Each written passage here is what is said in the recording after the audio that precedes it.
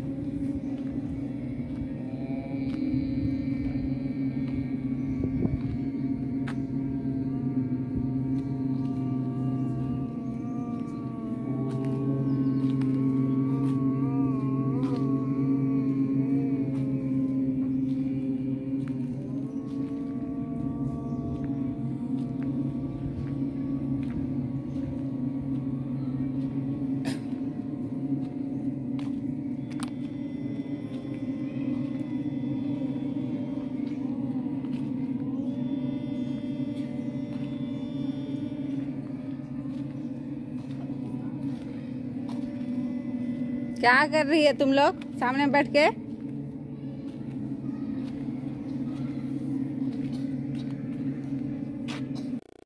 सीधा रखो, इसी लेन में सीधा रखो, इसलिए कपड़ा शुरू होता है।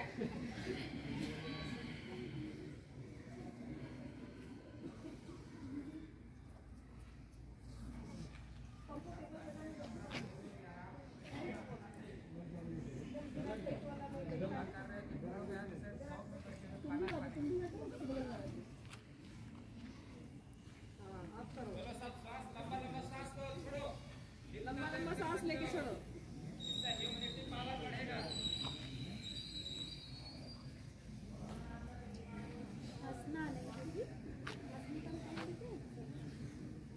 लंबा लंबा सांस लो और छोड़ो, सांस लो और छोड़ो, सांस लो और छोड़ो। कहाँ कर रहा है?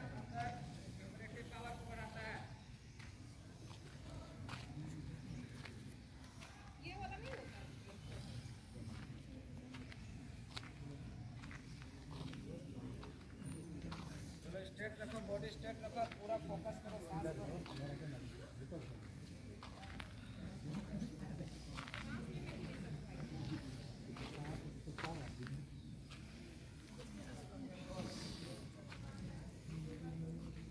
स्टॉप।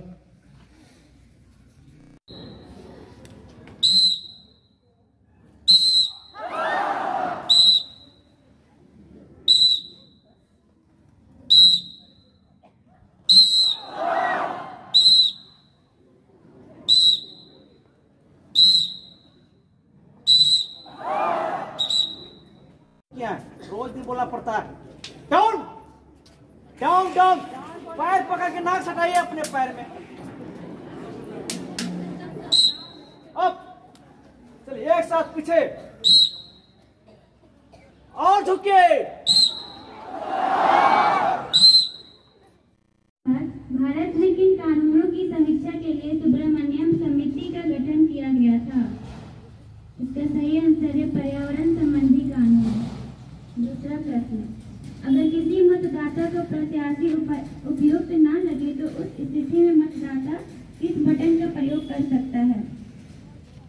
पुनः एक बार, अगर किसी मतदाता को प्रत्याशी उपयुक्त न लगे तो उस स्थिति में मतदाता किस बटन का उपयोग कर सकता है?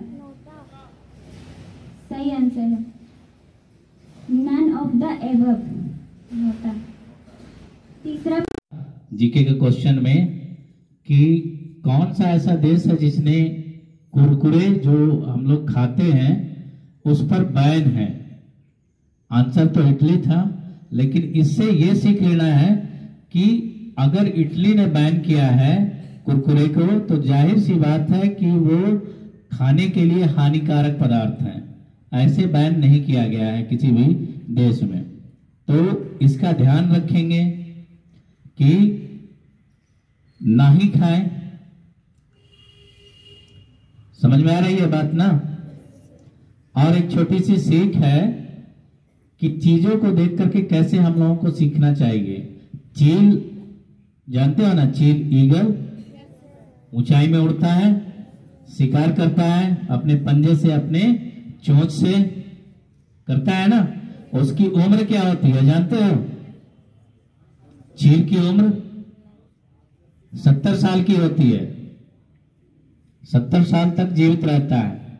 लेकिन चील जैसे ही 40 साल का हो जाता है या होने लगता है तो इस दौरान देखते हैं कि चील का जो पंजा होता है, पंजे का जो नाखून होता है और चोंच जो होता है वो धीरे धीरे मुड़ने लगता है। ऐसे रहता है तो मुड़ करके पूरी तरह से राउंड शेप में आ जाता है, चाहे उसका पंजे का नाखून हो या चोंच हो, जिससे उसको शिकार करने में बहुत कठिनाई आती है, शिकार कर नहीं पाता है। तो वो क्या करता है, वो ऊंचे पहाड़ों पे चला जाता है और पथरीली जगह ढूंढता है। पथरीली जगह ढूंढने के बाद वो क्या करता है, अपने पंजे और नाखून को उस पत्थर पे, जो नुकीला पत्थर होता है वहां पे वो मारने लगता है। मारता क्यों है? ताकि नाखून टूटे और उसका चोंच भी टूटे। ऐसा वो इसलिए करता है कि यदि वो नाखून और वो चोंच टूट जाता है और टूटने के बाद पुनः फिर से नया नाखून और चोंच उसके शरीर में आने लगता है और वो फिर से अपना शिकार कर पाएगा। और बाकी का जो जीवन है 30 साल का, क्योंकि अभी तो 40 साल ही हो रही थी, बाकी का जो 30 साल है वो आसानी से बिता सके, शिकार करके अपना पेट भर के बिता सके।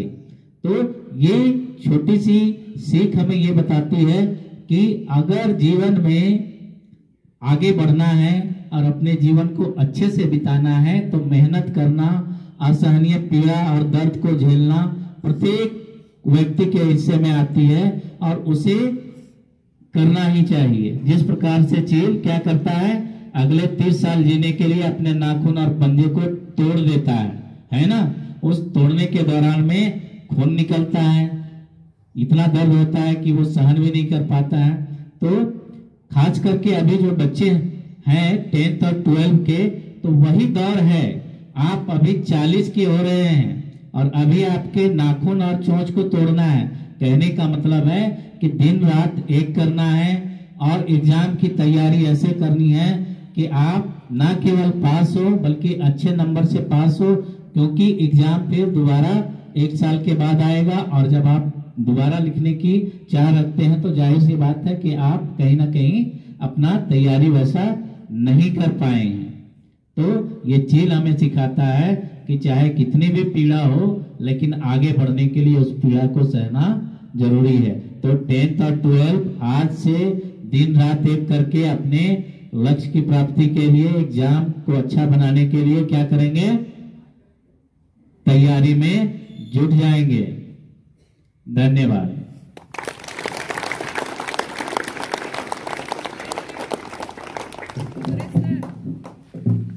सुरेश सर, परीक्षा पैटर्न बता दो। और जो 10th और 12th का जो इस बार का एग्जाम होगा, फाइनल एग्जाम, उसके परीक्षा के पैटर्न में जो पद्धति थी, पहले क्या होता था, पहले आधा नंबर मार्कशीट में कलर करके हम लोग करते थे ना, और आधे नंबर का हम लोग लिख करके सब्जेक्टिव वो पूरा करते थे। लेकिन 2024 और 25 में, क्योंकि 25 वाले तो धीरे धीरे समझ जाएंगे, लेकिन 24 वाले में क्या होगा कि केवल और केवल पहले जैसे एग्जाम लिखते थे, आपको मार्कशीट नहीं दिया जाएगा, केवल आपको कॉपी दी जाएगी, आंसर शीट दिया जाएगा जिसमें आपको अपना आंसर लिखना है। सभी को समझ में आ रहा है ना कि क्या बदलाव है 12वीं और 10वीं? पूरा खोल देंगे हाथ को। देखोगे कि शोल्डर का पोर्शन जो है ना, वो कौन सा संधि होता है, हड्डियों का, पढ़े हो तुम लोग, उसमें घूमना चाहिए। कितना धीरे धीरे कर रही है। हाँ, लीडर है। हाथ को भी सीधा, चिड़ लग रहा था सौरभ को। सबको नहीं लगता बोले है। कि बात यही सही है, उजागर करना है।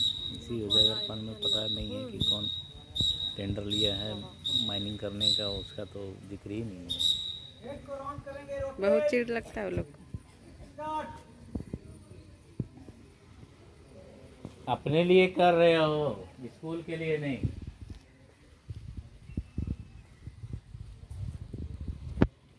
आंखें खुला रखेंगे और पूरा घुमाएंगे, देखो कितना दिखता है तुमको, 360 डिग्री दिख रहा है क्या? देखोगे ऊपर नीचे तो आँख का भी एक्सरसाइज होगा।